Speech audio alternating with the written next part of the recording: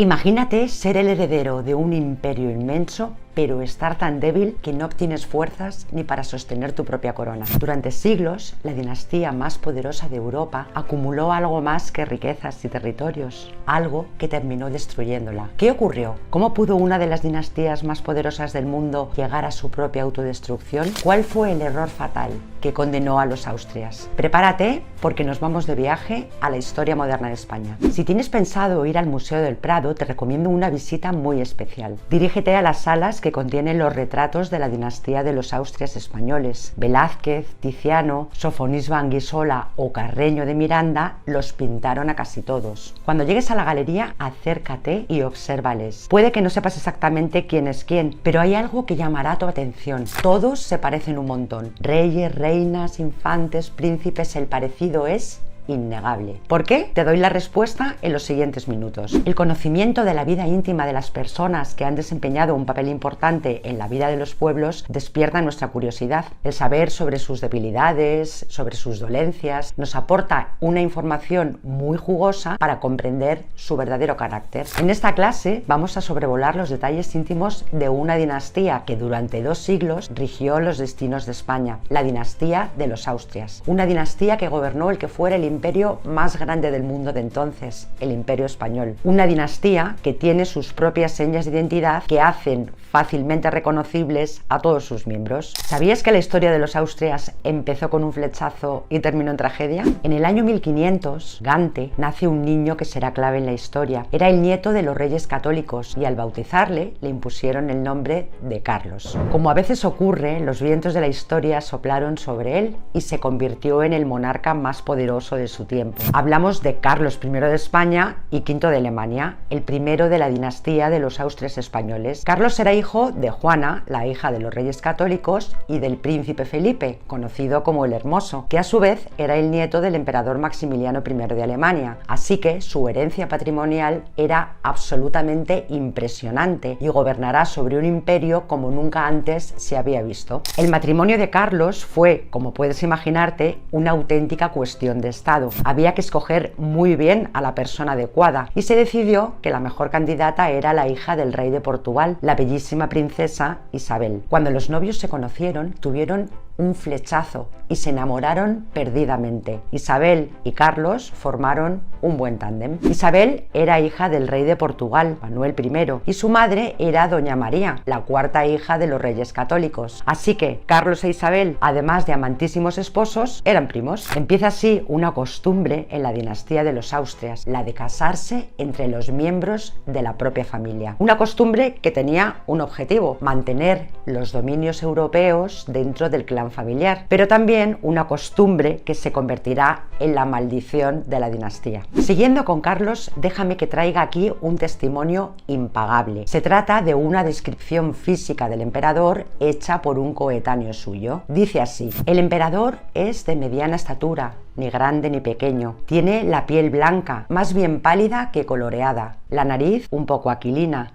los ojos pequeños. Ninguna parte de su cuerpo es criticable, salvo el mentón y sobre todo la mandíbula inferior, que es larga y prolongada, que no parece natural, sino postiza, de lo que resulta que cuando cierra la boca no puede juntar los dientes de arriba con los de abajo, pues hay entre ellos el espacio del grosor de un diente. En este párrafo está contenida la esencia de los Austrias, que van a tener una serie de características físicas que se pueden apreciar en mayor o menor intensidad en todos sus miembros. ¿Pero por qué ocurre esto? Esta costumbre de los Austrias de casarse todo el tiempo durante siglos con miembros de la propia familia les hizo constituirse como en una especie de grupo aparte, un grupo en el que la endogamia campaba a sus anchas, una endogamia que fue provocando una serie de enfermedades degenerativas cuyas secuelas vemos en muchos de sus miembros con diferente intensidad: epilepsia, hipocondria, manía, melancolía, gota e incluso imbecilidad. Seguro que alguna vez has oído aquello de que Felipe II gobernó un imperio donde nunca se ponía el sol, pero ¿sabías que su vida personal fue una sombra de tragedias, de muerte y de matrimonios imposibles? Felipe fue el hijo de Carlos I e Isabel de Portugal y él tiene el récord de la dinastía en cuanto a bodas con la familia. Felipe II, el poderoso monarca, al contrario que su padre, fue bastante desgraciado en su vida personal. El rey se casó nada menos que 4 veces, 3 de ellas con 2 primas y con una sobrina que además lo era por partida doble. Pero no solo se le morían las esposas, también los hijos. Tuvo varios que murieron a muy corta edad. Sobrevivió también a varios hermanos, así que como ves, todo era muy triste. Su primera boda fue con su prima,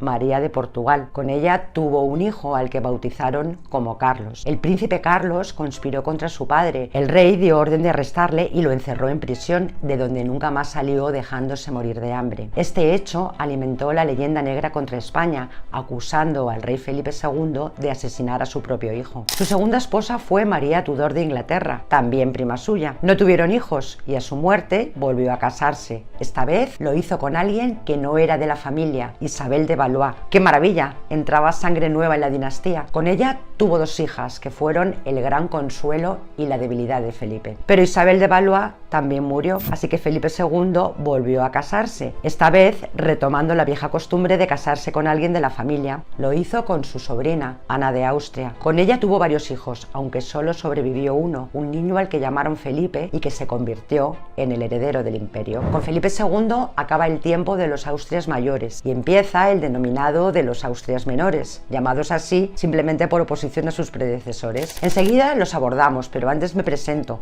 Soy Mercedes de la Cierma y desde Discendo me dedico a mi pasión, difundir la historia. Este es uno de los canales que utilizamos para ello, al que te invito a suscribirte y así estarás al tanto de todo lo que publicamos. Dicho esto, regresemos a nuestra historia. ¿Cómo es posible que en el siglo XVII los reyes de España dejaran de gobernar su propio imperio? Parece increíble, ¿verdad? Pero mientras Carlos V y Felipe II dirigieron con mano firme un imperio donde nunca se ponía el sol, sus sucesores, los Austrias menores, decidieron que gobernar era demasiado trabajo y lo delegaron todo en sus válidos. Cuando heredó la corona, Felipe III era un hombre sin apenas voluntad, sin criterios propios y que aborrecía la política. Así que delegó el poder en un válido, el duque de Lerma, quien se convirtió en el hombre más poderoso del momento. Pero volvamos a lo que nos ocupa. ¿Con quién se casó Felipe III? Pues con alguien de la familia, por supuesto. Otra vez, una boda entre primos. Esta vez se trataba de Margarita de Austria, con la que tuvo 8 hijos, muchos de los cuales murieron. Con ella tuvo al que sería el heredero, Felipe IV. Con Felipe III entramos en el ecuador de la dinastía, momento adecuado para describir las características físicas de la familia de las que te hablaba antes. Presta atención porque estas son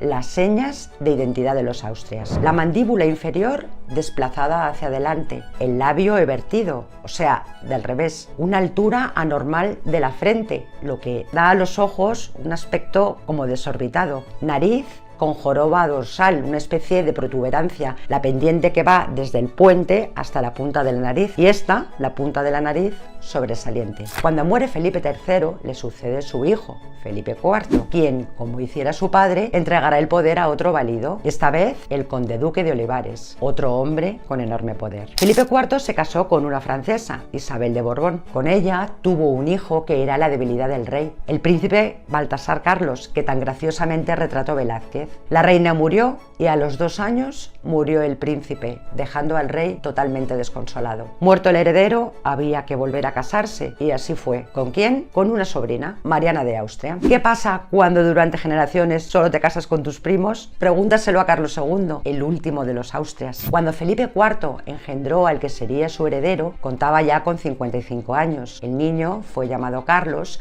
y reinaría como Carlos II. Carlos II es el resultado de esa política matrimonial, el resultado de la endogamia que sin descanso, sin dejar tiempo a que la sangre respirara, anduvo galopando a toda velocidad por la dinastía. Esta política matrimonial de los Austrias alcanzó en Carlos un nivel de consanguinidad tal que era más o menos como si sus padres hubieran sido hermanos. Desde pequeño, Carlos fue un niño enfermizo y débil, incapaz de realizar ningún esfuerzo. A los 4 años murió su padre y hasta esa edad el niño solo se alimentaba de la leche de sus nodrizas. Con 4 años apenas podía andar, solo gateaba. El pobre pasó una infancia terrible, llena de dolores y gemidos. Durante su minoría de edad, su madre fue regente y, temiendo por la salud de su hijo, para no fatigarle, descuidó por completo su educación. A los 9 años, Carlos no sabía ni leer ni escribir. Pero a pesar de su mala salud, Carlos creció y hubo que pensar en boda. Se casó 2 veces. Primero con la princesa francesa María Luisa de Orleans y tras la muerte de esta,